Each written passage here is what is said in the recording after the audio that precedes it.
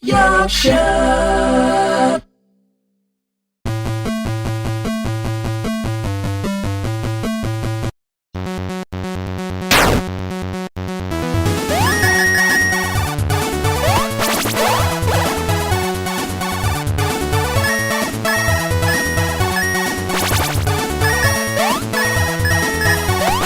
Power up.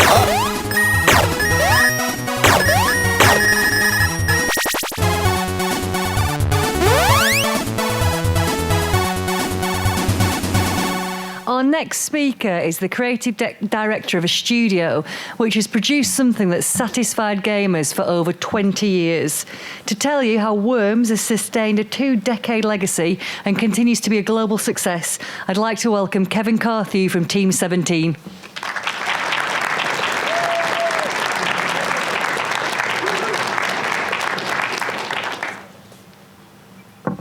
Thanks to my cheerleading squad in the audience at the front down there. Hi guys, thanks for coming to see my talk today. My name's Kevin Carthew. I'm the creative director of Worms, and really my talk today focuses on the making of our latest Worms game, Worms WMD, and hopefully gives you a little bit of an insight into how we arrived at the feature set that we did during development of the game.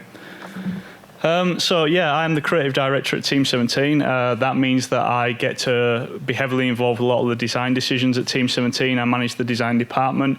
Usually nowadays, rather than being completely hands-on with the game's development, I'm usually more involved with development at the start of a game, getting development up to speed, setting guidelines for the project, so on and so forth. I've been at Team17 for a frighteningly long time. I joined first in 1998. Started out as a playtester. I was a playtester for 2 years. Then I became fortunate enough that I was able to interview for an internal position within the design department. Made content for our games for a long time from then onwards. In 2006, I got my first break as a lead designer on Worms Open Warfare 2. And my last game where I was really heavily involved as a lead designer was in 2012 on Worms Revolution. Here's a picture of me to prove that it happened. This is the QA, the Team17 QA department back in 1998. Here I am on the right side of the image. This was a picture that was floating around on my Facebook news feed recently that somebody kindly put up there for me. I was going to just put in this really quickly and just say here I am, but looking at this image, it kind of struck me how many people at Team17 stuck around and kind of graduated from that QA department. So this is John. John's actually the lead designer on Worms WMD. Kelly's now director of production at Team17. Grant's a lead designer. He's really heavily involved with the Escapist games right now, and Andy works in IT. So quite a few of us have actually stuck around since those days, and we came out of QA and did other things within the company. About Team17, we've been around for a wee while as well. We were first established in 1990. We've released over 70 games during that time. We're a games developer and a games label. What that means is that all throughout our time that we've been in business, we've also helped bring the games of other games developers to market, and the games label is really something that we got more earnestly involved with about 2 years ago. Games on the games label include the likes of The Escapist, which has been a big hit, sold close to 2 million copies now. Sheltered. Next year as well, we're releasing Ukulele. That's on our games label too. And, you know, me being at Team17 for all this time and Team17 being Team17, as you will probably know, we've developed quite a few Worms games in our time. And this talk is really about what goes into each version of Worms and how we arrived at the version of Worms that we made just recently. To put things into context, I'd like to just give a quick history of Worms. So Worms is in a genre that's known as artillery. That's because the first version of this kind of game was artillery, the first home version launching on the Mac in 1980. And kind of like a lot of the hallmarks that you see in Worms are present in these really early games. They're quite simple affairs. You're usually firing on a stationary target from a fixed position. You have to take into account elevation and power, the wind and so on and so forth. This is a game that I played an awful lot when I was growing up on the Amiga. This is called Scorched Tanks. I can't speak for the guy who actually came up with Worms, Andy Davidson, because I don't know for certain, but I'd be very surprised if he himself didn't play this game and wasn't quite heavily influenced by it. So these kinds of games are quite simple affairs, as I say. All that changes with Worms. This is Andy Davidson. This was an image that we took of Andy, a picture that we took of Andy in 2012 when he was visiting us as we were developing Worms Revolution. He kind of like came into the studio to say hi and give us his blessing. And Andy made Worms, really he told me that he made it as a way to get out of the boredom and tedium of having to do his A-level maths coursework. It was a distraction for himself, and he started prototyping it on this Texas Instruments graphing calculator. These things were ubiquitous in UK high schools at the time. And then he went on to develop the game Total Wormage in a package on the Amiga called Blitz Basic, which I guess the modern equivalent now would be software like Game Maker or Unity, where it sort of like lowers the barrier to game development and it makes it much easier to prototype things and get things up and running. And the early versions of Worms are called Total Wormage, and this is what it looks like. And Andy's kind of like really buoyed by how his course tutor responds to it, how much his friends respond well to the game, and he thinks, there might be something in this. This might not just be a hobby. I might be able to make a career out of it. And with that in mind, he takes his creation to the European Computer Trade Show. The legend goes that he met somebody there from Team17, and we virtually signed it on the spot instantly. It seemed like such a good fit for us, and we could really see the potential in it. Team17 back in the day then were very much involved with the development of titles on the Amiga home computer. That's what this was, and it seemed like a really good fit. So we made Andy an offer. Andy moved from his native town of Bournemouth to the big city. He moved to Wakefield, where Team17's offices were based, and we helped turn Total Wormage into Worms. It first launched on the Amiga to instant success, huge critical success, huge commercial success at the same time. But the Amiga as a platform really was at the end of its commercial life, and it was the work that Team17's internal teams did in bringing that Blitz Basic code to other platforms where it saw its most successful commercial revenues being made. A huge success on the original PlayStation console. And you've got to remember that like in 1995 when Worms launched, the new status quo was 3D hardware accelerated graphics. It was titles like Ridge Racer and Tekken. It was bringing the arcade into the home, and Worms absolutely wasn't that. It was a small title. It was a hobbyist title developed pretty much by one guy in his bedroom, but that really didn't matter. The game went on to sell tens of millions of copies because of its character, because of its humor, because of its uniqueness, and because of the absolute depth in the game's strategy and the game's gameplay. A simple pick-up-and-play game that people just loved to play. It had really strong gameplay. Now, obviously, there's a fair bit of water under the bridge since then. An awful lot of games have come and gone, and we've developed an awful lot of Worms games. We've continued to develop Worms games. It all started over 2 decades ago, back in 1995 with Worms 1. In Worms 1, as you can see, the character is quite simple. He doesn't have an awful lot of character because he's only 8 pixels tall. But in Worms 2, this is really where a lot of the sort of like defining characteristics of the series were come upon with this version of the engine. The character's a little bit higher res now, and this really sets the template for future Worms games where he's got these kind of like big doe eyes, he's got these little black eyebrows that he can pull off and he plays with, and so on and so forth. Really great games, really high frame rate, and an immediacy to these games. They're really instantly pick up and play, and they're really gratifying, and we have a hardcore fan base of users that still play Worms Armageddon and Worms World Party to this day because there's just something enduring about them. Following that, as I said, the kind of like the way that the industry and games were going at that time, there was a huge shift from games being all about 2D to being 3D. Worms was incredibly difficult to pull off in 3D, and I'm really proud of these games. I thought they came out incredibly well. In order to do a lot of the things that Worms gameplay relies on, such as the deformable engine, took a real creative leap from some of our internal coding teams to pull this off. The games, I think, turned out really well, but just by dint of being in 3D, having that extra dimension, something essential of Worms was kind of lost a little bit in the transition. Now you had to think a lot more about how you controlled the camera, where the camera was placed. Navigation in 3D was much harder. Aiming and firing in 3D was a lot harder as well. So it kind of like lost some of its pick up and play charm, and that put some people off. So a little bit of a return to form in 2006, the Worms Open Warfare series of games. This was kind of like bringing Worms back to its roots, bringing it back to a more casual audience. They were much more pick up and play. The games probably weren't as good as the games using the Worms 2 engine, but that didn't really matter. These are some of the best-selling games in the series. The XBLA titles that we launched, I think 2 of those titles are in the top 10 best-selling XBLA games of all time. The mobile and tablet versions of the game ran on this engine, so it reached a new audience, and it was a very successful entry. In 2012, we really pushed the boat out with a title called Worms Revolution. We brought new features to it, such as dynamic water. The gameplay was 2D, but the visuals were 3D. And here we don't just have one version of the worm, we have 4 versions, because these are classes. Each of these worms has different abilities, and this was our attempt to kind of like increase the depth of the game's strategy by adding new features such as classes. And that brings us up to the present day. That's my potted history of Worms. There's an awful lot more to say of that. And that brings us up to our latest title, which is Worms WMD. Now, I know that because we've launched a lot of Worms games, it's kind of like, I can understand that there might be an attitude that we take the design and the development of them for granted, but we really don't. And I hope through showing this talk that we really think considerately, and we try and think as deeply as possible about ways that we're going to move the gameplay forwards. And each Worms game kind of has, maybe 2 or 3 features that are brand new to that version of Worms, something to frame the game and something to hang it on. This is just a quick list of all the innovations that we've brought to the Worms series over the years. But how that applies to WMD, WMD kind of gets its start a little over 2 years ago. We knew that we were making a new Worms game, so we had a board meeting where we got all the heads of departments together to discuss it.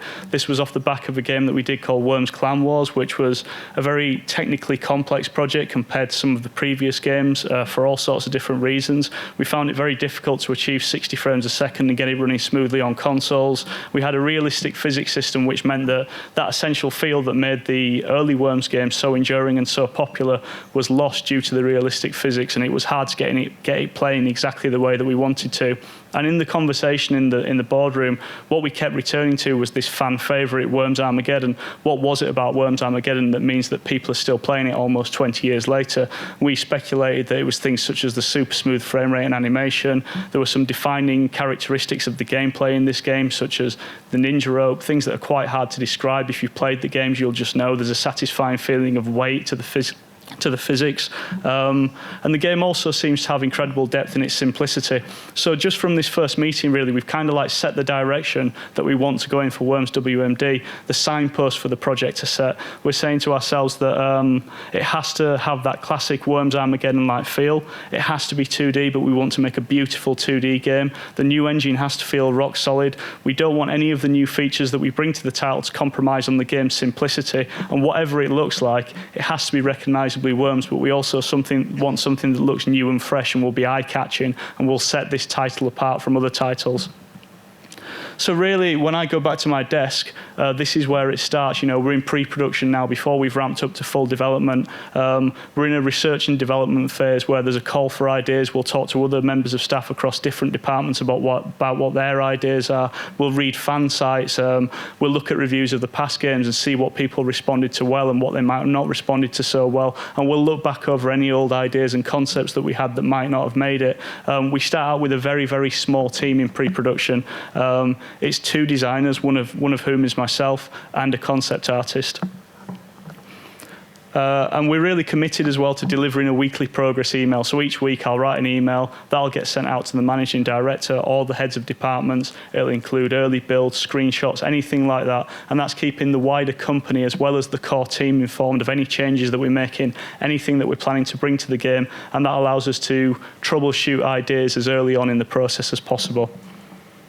So with our 2 designers, with our meager team, we strike out and we start thinking about what features we might bring to the game. And this is one of the new features in Worms WMD.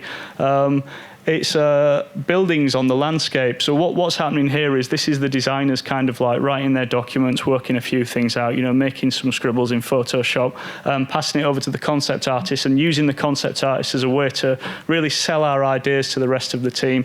The idea is simple.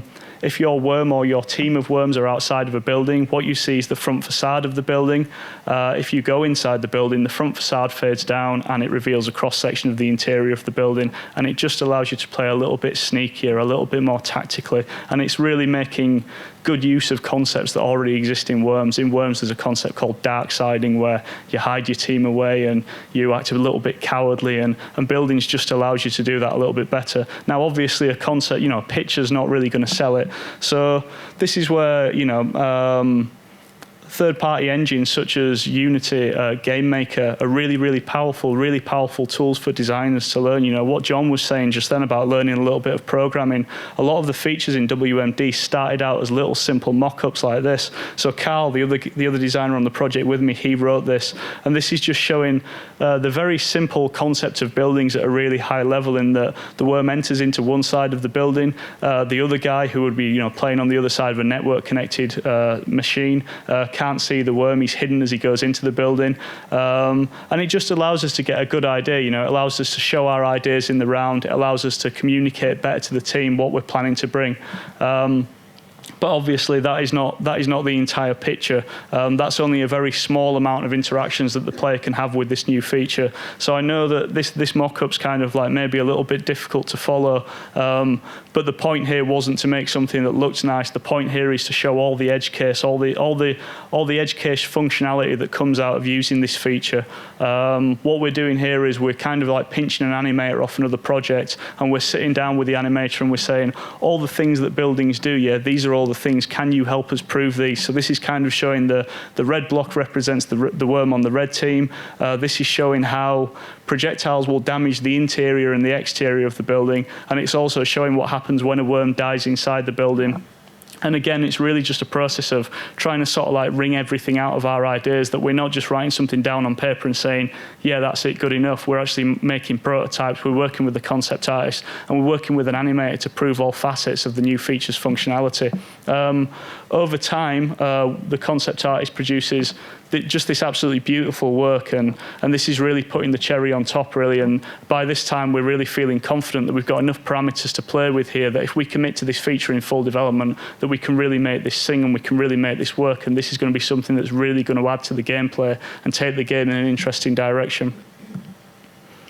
So following on from that, vehicles is the next thing. And this is really a response to a feature that we tried in Worms Revolution. In Worms Revolution, we had classes. Classes was my idea. I thought it was a great idea. It kind of worked. But what we were seeing in reviews was a little bit of a mixed response to it. Some people liked it. Some people didn't really get on board with it. And when you went to play online, what you would see time and again was people picking the same configuration. That's not what we wanted to happen. And what the game kind of like got extra in strategy and complexity, it kind of lost out in simplicity, because by introducing classes, we were having to introduce lots of new menu systems and lots of UI to a game that, it's a turn-based game in the modern era, already feels kind of slow compared to some other games. And it felt a little bit like we were weighing it down with this extra complexity. And what we kind of speculated was that we could take the functionality of that new feature and package it in a different way.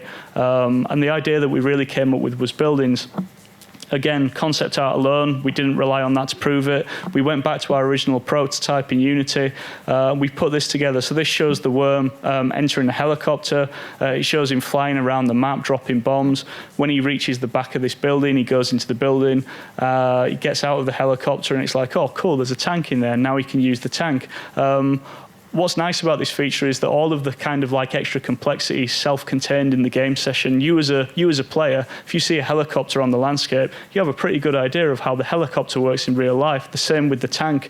All of the controls are mapped nicely to controls that already exist in the game. The tank just operates like the worm operates. The helicopter operates like the worm operates when he's on a jetpack. If you want to know how to use the helicopter, you walk up to it. Straight away, you get a prompt pops up on the HUD, tells you how to enter into the vehicle and leave the vehicle at the same time. So we're adding this new feature, but it doesn't really feel like we're adding much in the way of complexity because there are no extra control schemes, there's no extra menu systems that you need to interact with. This piece of concept art kind of shows how the vehicles have changed over time. This is a really good example of designers working really closely together with the concept artist. In the movie that I just showed you, you might remember that the Worm's kind of like his head is exposed, he's popped out above the top of the tank.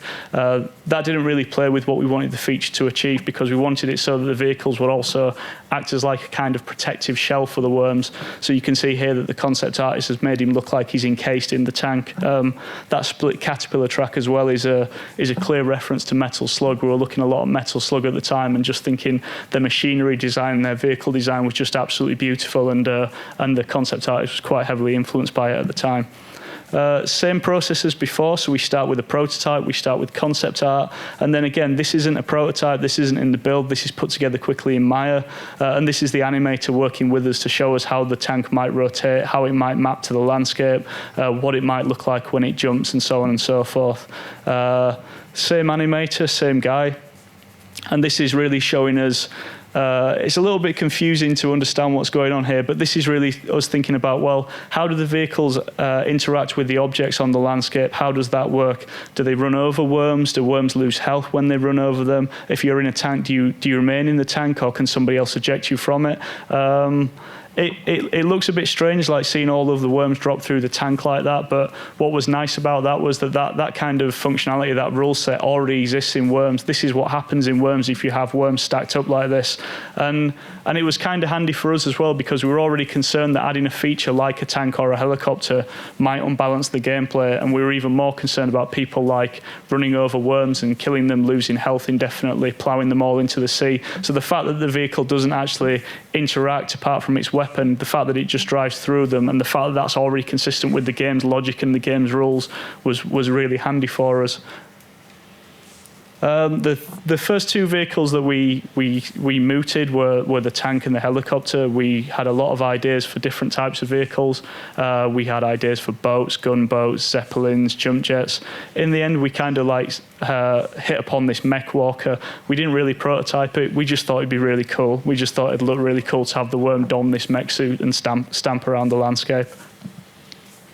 The next feature that we put into the game, mounted guns. And mounted guns, we used to spend a lot of time at Team17 playing the Earl of Call of Duty games on the LAN. There's a map that we always used to play called Carantan. There was a mounted machine gun at one of the windows, and we were always saying to ourselves, wouldn't it be cool if we had this in Worms? And it turned out that it was pretty cool, but this was a feature that we were so confident that we could deliver that we didn't go through any kind of design process. We didn't prototype. All we did was create the artwork. And during development, we spent so much time focused on getting the buildings right and getting the vehicles right that we just took the mounted guns for granted. And what we saw coming towards the end of development, when the maps were generated and when the guns were placed, they were always placed in positions that were completely useless. You know, they'd be obstructed by a piece of landscape, or they'd be pointing out to sea. And it was really at the 11th hour that one of the coders managed to put in some intelligence about the guns and where the guns were positioned to make the best use of them. And thankfully kind of like pulled the idea out of the bag at the 11th hour. But I think that's an example of where we didn't follow process and we almost paid the price for it by, you know, not fully being able to deliver a feature.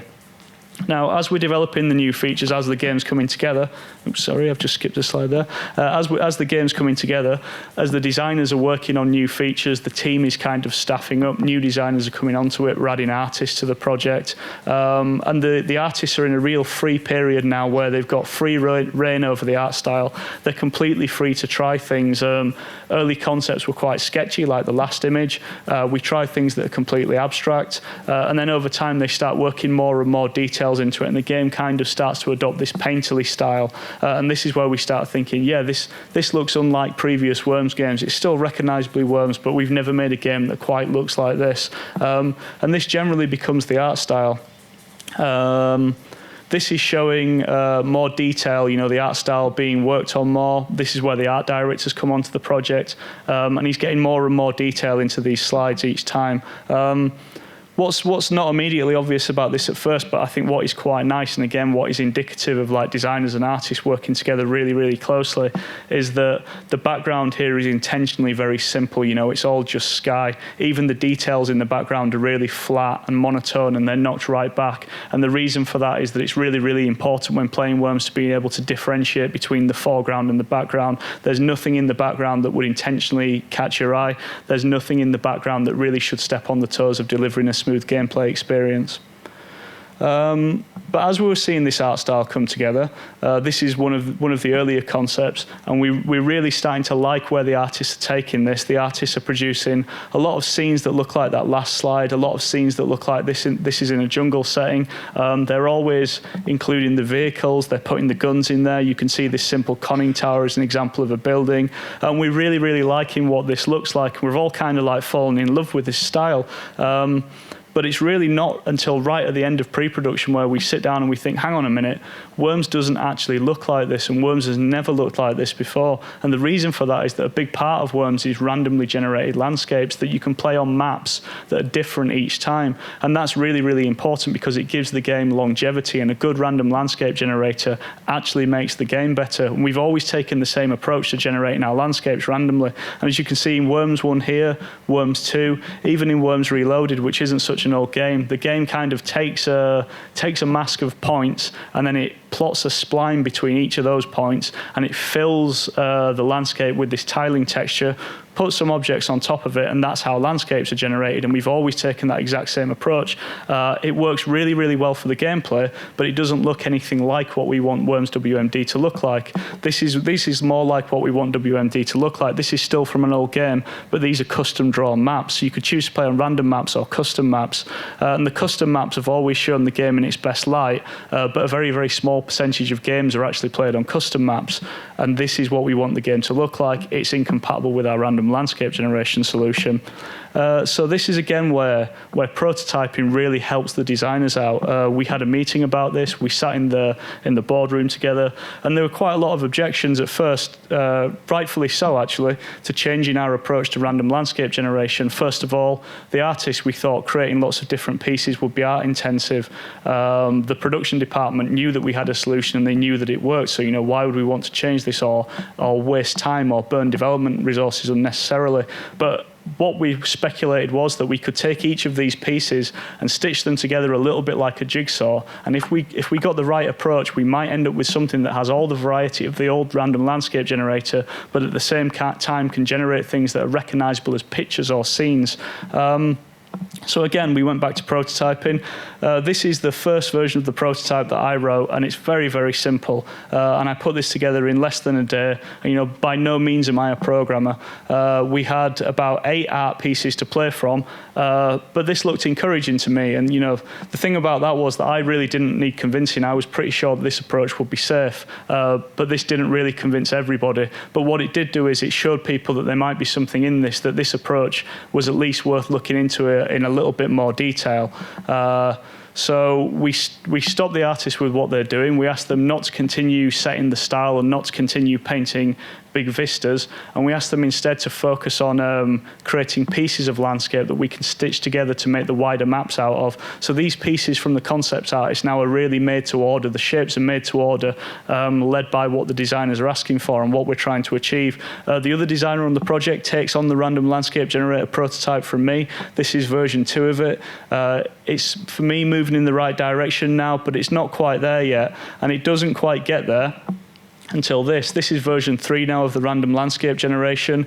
Carl, the other designer who took this on from me, he's put one of the game's backgrounds in. You can see the animated water at the bottom, and this really allows us to see the game in the round. You know, this is kind of like, we think if this is the approach that we take, this is what we think might work for the game. This really allowed us to kind of like sell this idea. When this version came through, this kind of like, we wheeled it out in a lot of meetings. Whoever had the keyboard in front of them at the time would kind of like just get mesmerized, continually pressing the space bar and watching the random landscape generator create all these pretty pictures.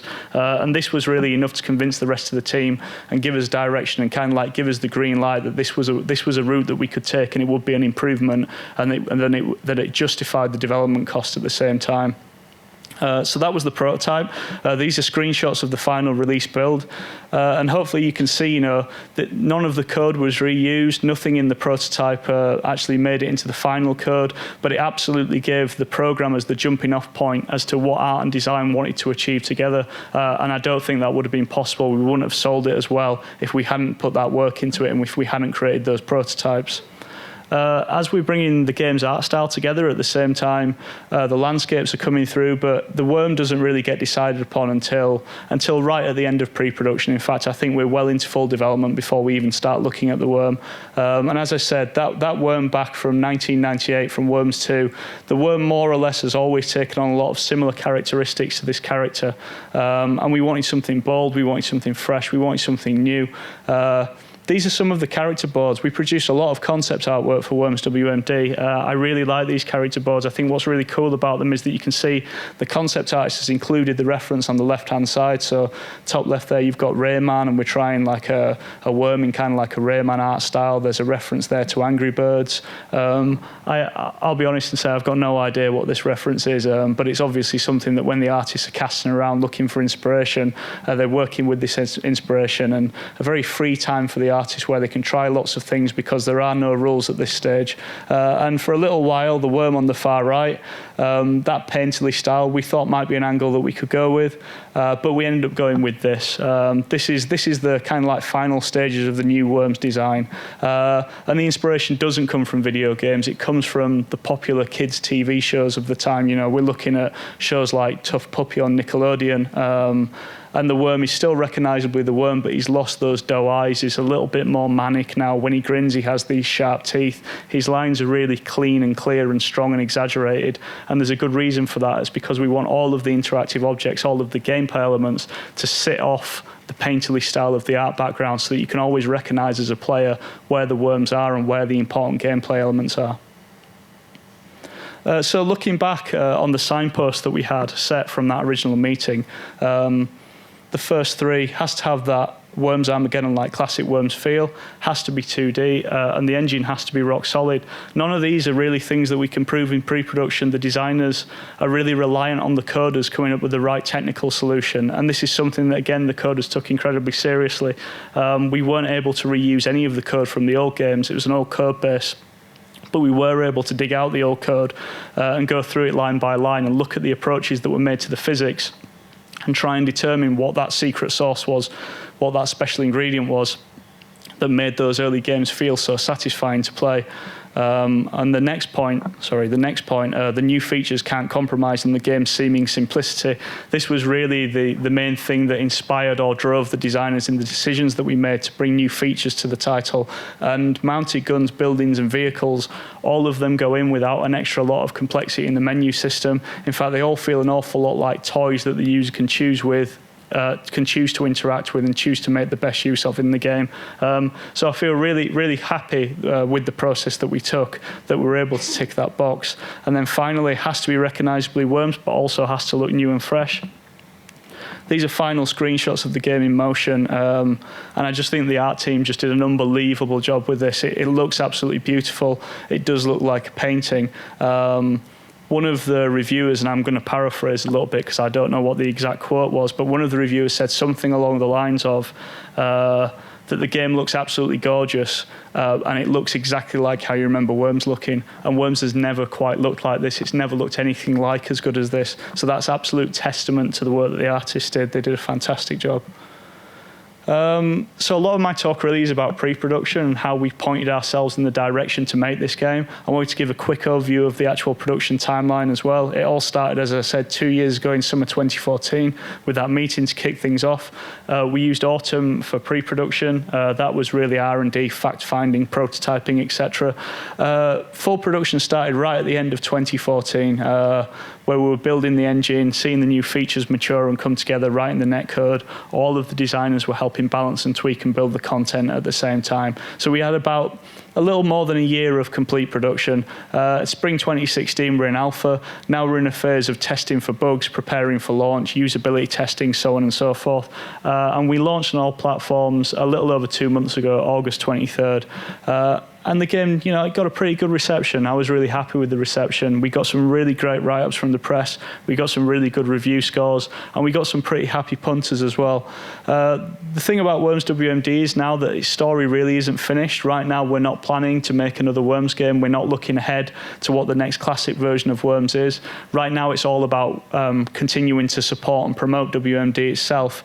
We've got a really cool roadmap of updates planned. We're bringing new content and new features to it. We're continuing to work with the community to continue to balance the game. And every week we're running a competition with ESL, the Electronic Sports League, where members of the community can kind of like rock up, log into the website and play against one another each week. So my talk really, I hadn't really planned it as a terribly informative talk. It was really just meant to be the story of how we came to the features for Worms WMD.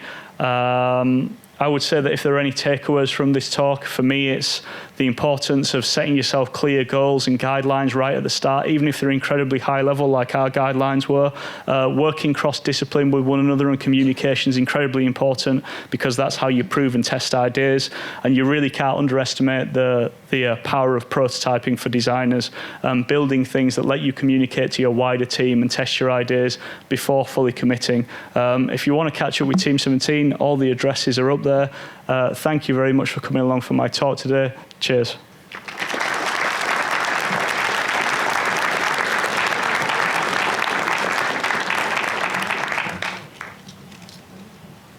Kevin, thank you so much. That was brilliant.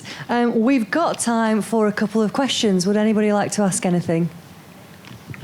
Right down here at the front. Thanks, Ryan. Right, thank you. I was wondering, this game took about, was it 2 years to make? Right, I suppose, yeah. If you include pre-production with that, yeah, it goes back, but that's only having a very, very small team for like 6 or 7 months of the project. As I said right at the start, 2 designers and a concept artist. That was literally it. We spent a good amount of time just preparing and thinking about what meaningful direction we could take the series in. Yeah, and I was wondering, like, for anybody else, like, how would you keep yourself motivated doing this for that long? Like, how would you keep yourself interested in doing it, even though you knew you were doing something similar? Do you mean for this one particular game? Well, the whole franchise, like, it was a similar thing all the way across. Like, it was the genre and everything. Sure. But how would you keep yourself motivated and interested to carry on doing it? Well, I suppose the thing about that is that, you know, I've been asked this question a few times, and I can understand where the question's born from and where it comes from. For me, like, when I was growing up, and my home platform of choice was the Amiga, and the developers on that home platform were Team17. You know, they were like the Amiga's equivalent of like Nintendo or Sega. I know it sounds silly to say it, but Team17 games were like console experiences on the Amiga. So joining Team17, I was already like a huge fan of the company in the first place, and like a lot of the guys that came out of that QA department, we all came from similar backgrounds. So being able to work on, you know, for the company that I grew up absolutely admiring and a franchise that I really cared about, such as Worms, that obviously goes a long way to start with. But then when you look at what we've done with the series over the years, you know, the difference from moving into 2D into 3D, they're almost like completely different games. And as I showed with all the new features that we've added to the series over the years, we genuinely do never take it for granted. We are always thinking considerately and carefully about new directions that we can take the series in. So the question of motivation, you know, we absolutely love working on the Worms series. We love working for Team17. We're always trying to take it in new directions. So motivation is genuinely never an issue. We never even think about it. We're happy to do the jobs that we do, and that is motivation enough. Hi, I wanted to ask, like, why Worms? Like, of all the things to make a game of, why Worms? I don't know. I'm not entirely sure. You'd have to ask Andy Davidson that. He was a bit of a strange fellow at times, even by his own admission. They just seem... I can't tell you why, but I do know that it's an incredibly enduring character, and it always has been over the years. maybe a part of it was, I think it was kind of like a little bit of the art style, the art direction was kind of inspired by Lemmings, and there's an old animation test that you can look up online. Lemmings kind of started with the animators challenging themselves into how few pixels could they render a character and give it personality.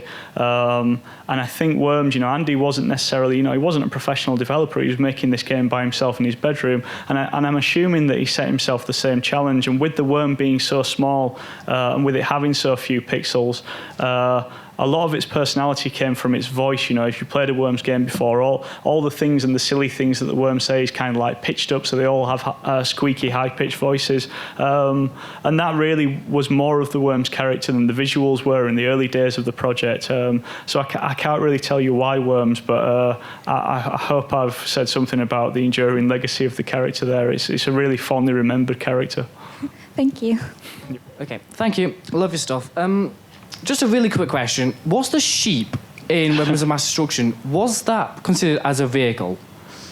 Was the sheep considered a vehicle? Yes. No. The sheep was absolutely considered a payload, an autonomous payload, just something that you drop on the weapon and it walks around and it has its own artificial intelligence. I suppose what you're getting at sounds like quite a cool idea, really, being able to ride a sheep around the landscape. Yeah, maybe you'll see that in the next Worms game. I'm not sure. I really like the sound of that. But no, the vehicles are objects that sit on the landscape. They have their own properties, their own rules. The sheep's not a vehicle.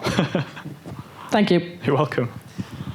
Hi. I just want to ask a question. One of the staples have been in the Worm series of these little cutscenes of showing off the worms using weapons and stuff. And for W.M.D, I won't ruin any of the jokes for them, but you've gone a different... I'm interested to know how the production worked for that. As you said, you started pre-production on the game, then you went into full production, and I think you used another animation studio to produce them. How did that exactly work for you guys? Okay, that's a really cool question, actually. I really, really wanted to include that in the slides because I'm really, really proud of those animation sequences. I just literally didn't have time. The chap who spoke before, I think, referred to it as Worms Weapons of Mass Destruction, and it's not meant to be called Worms Weapons of Mass Destruction. It's just called Worms WMD, and the reason for that was it was kind of like a ploy by the marketing department, and they said, wouldn't it be really cool? We'll call it Worms WMD, but every time we refer to it as Worms WMD, in literally every press interview that we give or any talk that we give, we'll always make sure that WMD stands for something different. And in the videos, they were actually inspired by RoboCop and Starship Troopers. That we really liked how in RoboCop sometimes it cuts away to like a news bulletin and it's talking about an event, or in Starship Troopers you get all those kind of like join the army, sign up videos. So they were all. The way that those videos work, they always start with like a broadcast message as though the gameplay is being hijacked or you're being interrupted, and then each one of them focuses on one of the new features. So one of them is called Bob's Tank Warehouse. Bob is like a southern hayseed, and he's like a dodgy used car salesman, but he doesn't sell cars, he sells tanks. And at the end of it, he's talking about his sales pitch, and they were all recorded at Team17, and all of the Team17 staff shout, "We've massive discounts," and that's what WMD was supposed to stand for in that instance. And it was completely silly, but it was a really good idea from the marketing department, I thought. The animation studio that we actually used, they were done out of house. We usually do them in house. We used one of the development teams on our indie label. They're developing a game called Deadwood, coming along nicely, looking really cool. All of their background really is in the movie business, and so we asked if we could work with them. They could do a much better job of it than we could at the present time, and they could do it quickly for us as well. That's the genesis of that, really, that we worked with some of the partners on our games label to realise those movies. Brill. Can everybody please show their thanks again for Kevin Carthew?